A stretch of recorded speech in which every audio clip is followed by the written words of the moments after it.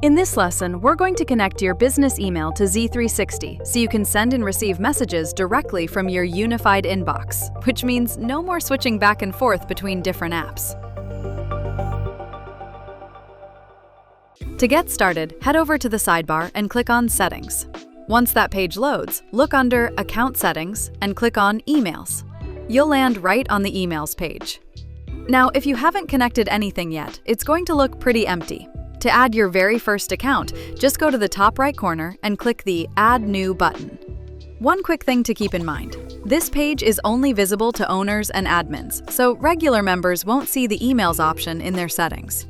Z360 supports two main providers, Gmail and Outlook. Let's walk through the Gmail setup first.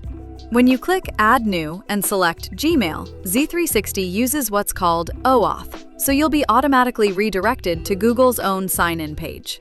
From there, just pick the Google account you want to connect. Google is going to ask you to authorize Z360 to access your email. This part is really important. Make sure you allow every single permission it requests. If you skip or deny any of them, Z360 won't be able to receive your emails properly. Once you've authorized it, you'll be brought right back to Z360 and your account will appear in the list.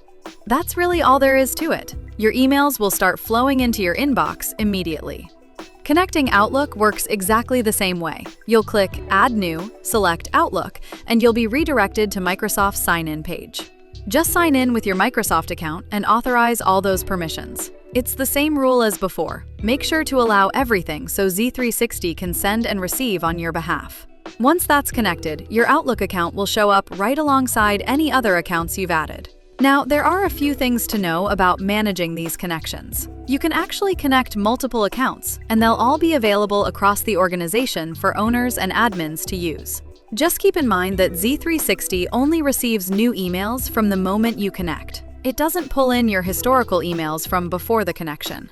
If you ever need to temporarily stop receiving emails from a specific account, you can simply pause it and resume it later. And if you ever want to disconnect an account entirely, you can remove it right from this page.